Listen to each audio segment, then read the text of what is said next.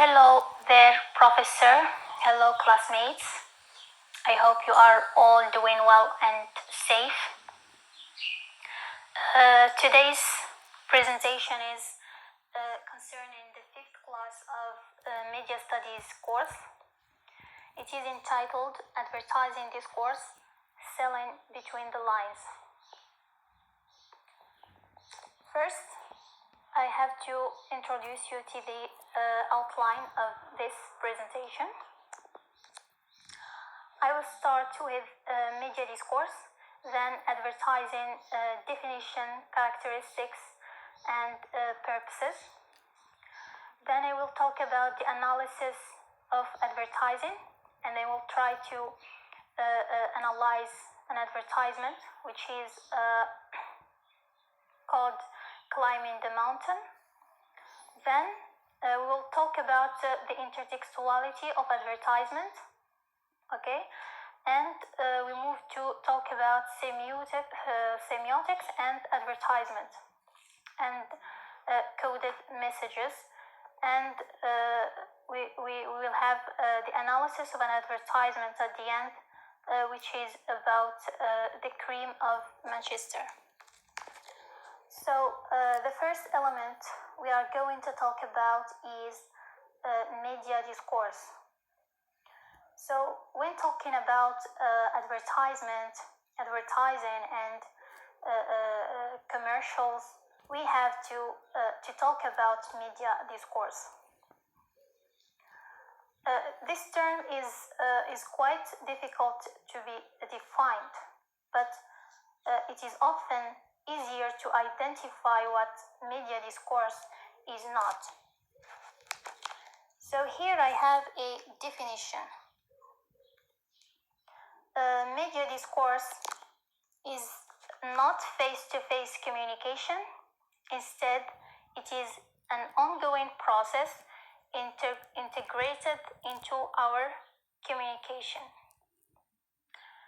It is also the parameters within which a particular issue is publicly discussed or framed by media. This means that it is addressed to a non-present audience.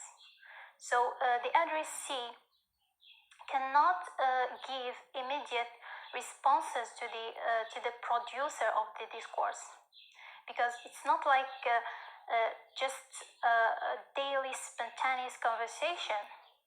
However, it is a form of interaction that is open to everyone. So for this reason, it is essential to understand or investigate media discourse effectively. And today's topic, which is advertisement, is considered as one of the most crucial media discourses, especially in terms of the language used and the manipulation of language, right? And the hidden meanings and ideologies. Now we move to the definition of advertising. It is first a mass media content intended to persuade the audience, either viewers, readers, or listeners, to take action on products, services, or ideas. So it drives the consumer's behavior in a particular way in regard to a certain product or service or idea. Another definition by Jolly, 1987. Jolly is a teacher or a professor of media studies. He said that advertising is a social practice which does not work in a vacuum. It interlinks many things together, like person, object, symbols, symbolism and power, and communication and satisfaction. So this advertising or advertisement is not only an economic entity, but it also deals with values and attitudes and ideas shaping culture.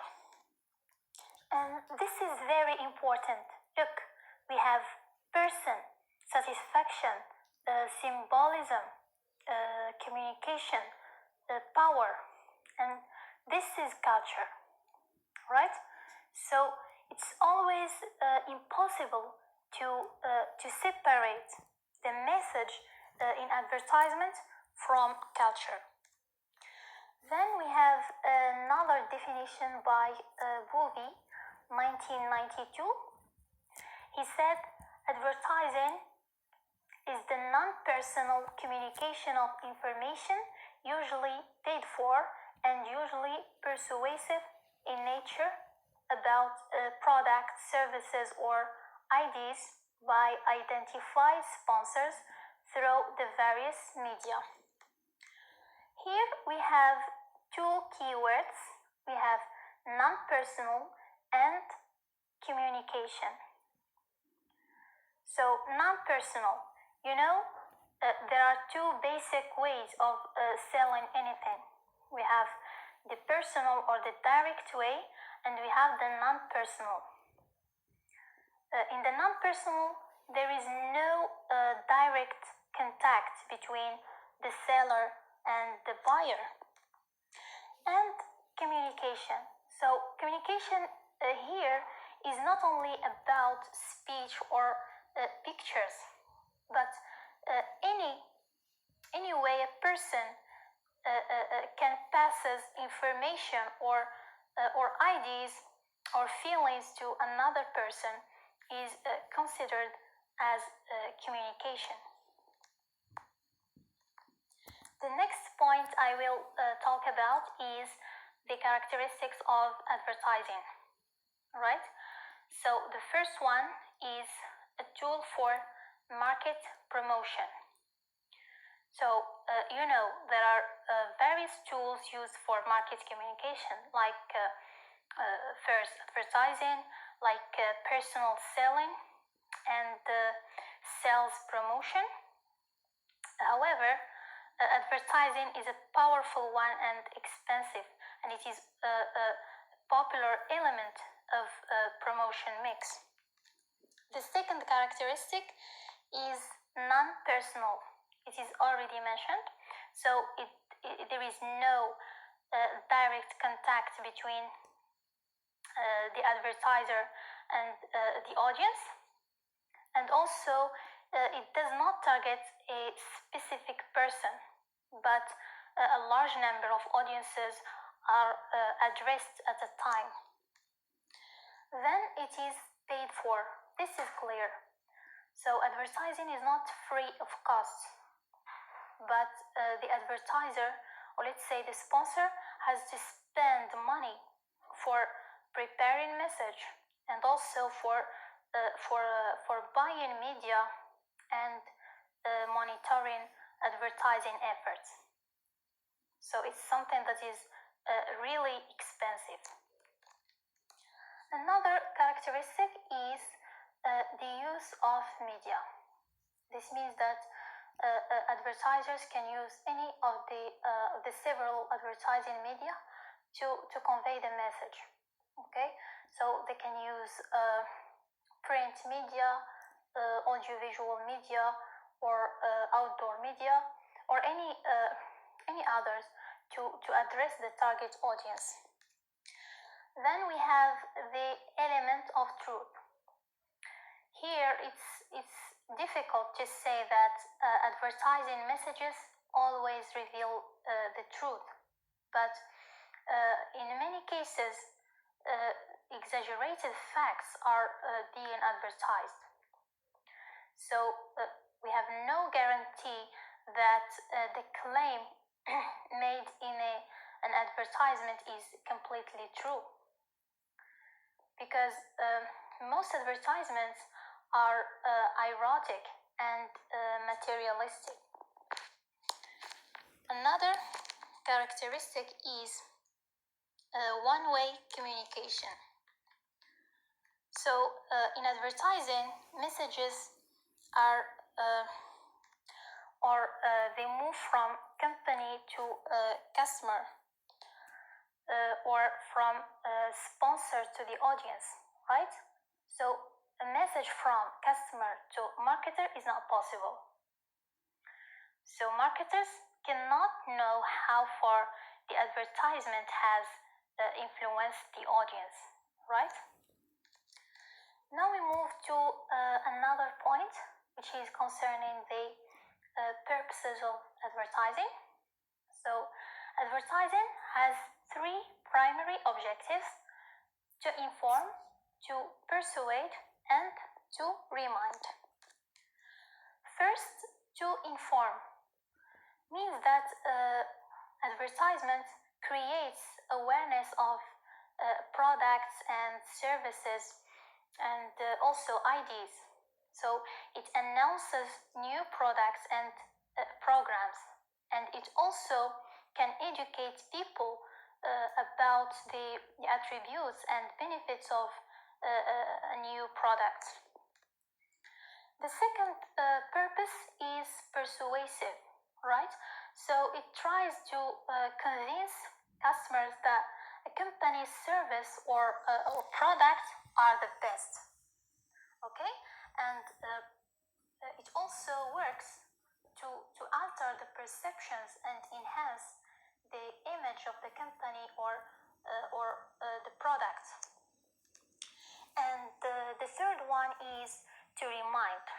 So it reminds people about the needs for a product or a service, or the features and benefits it will provide, right?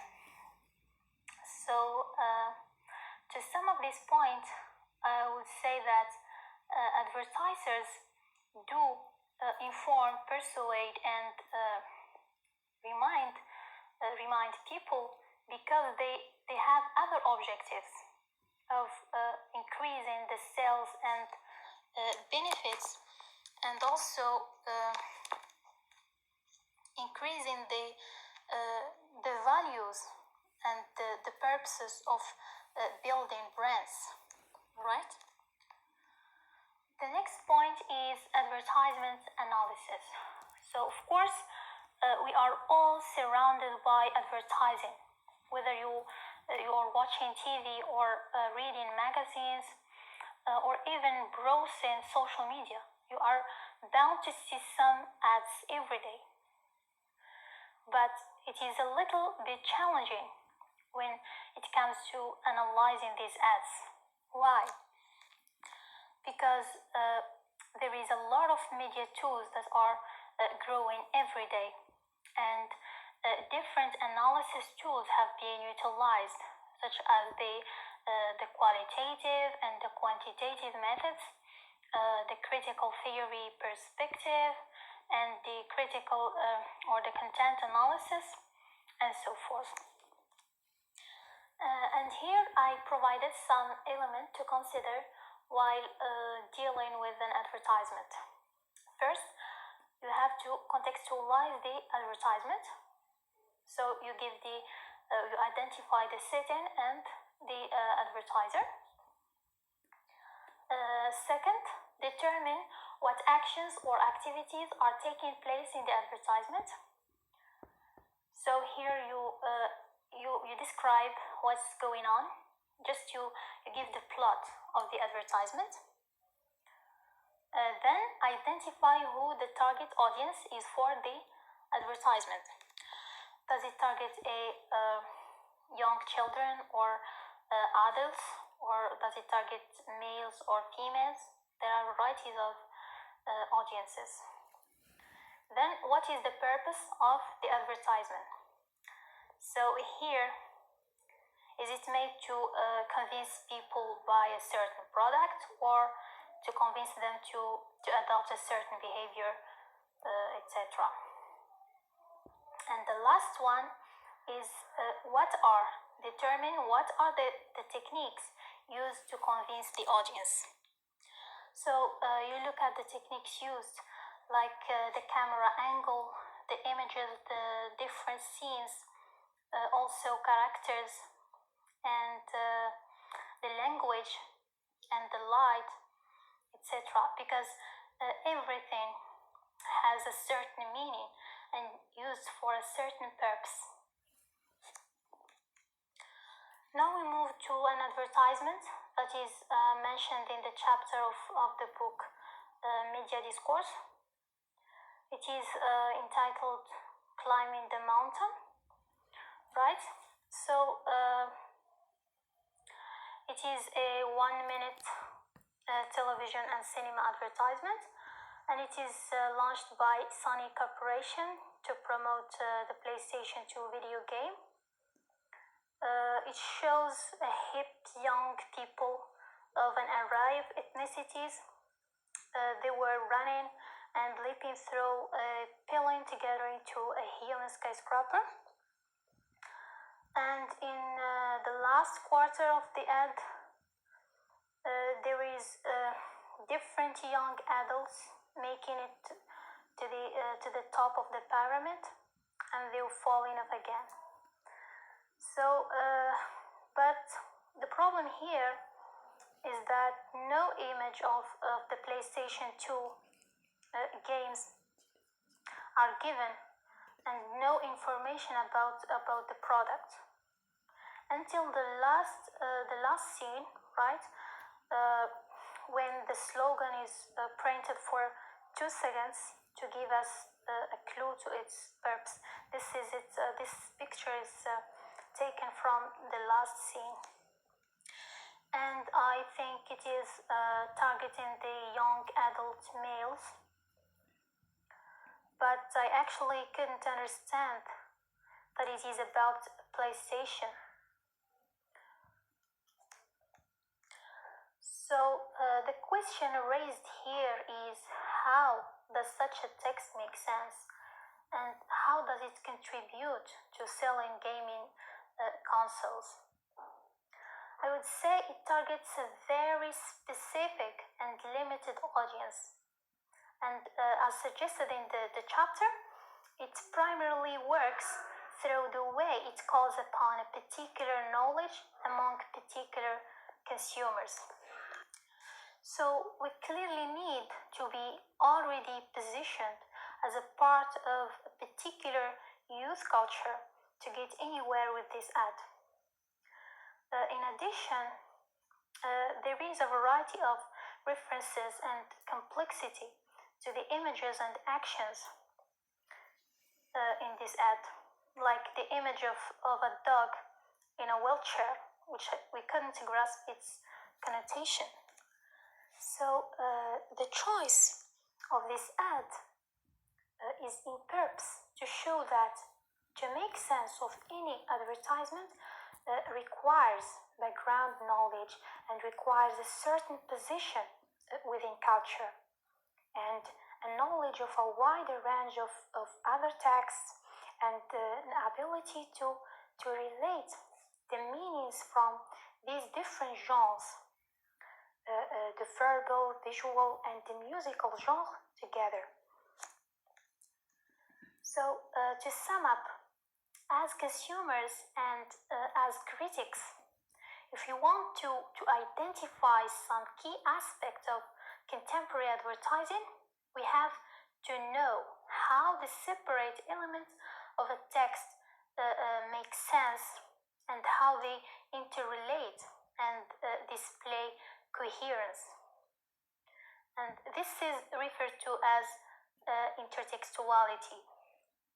And that is what my colleague Iman will be talking about in the next part of this presentation. Thank you.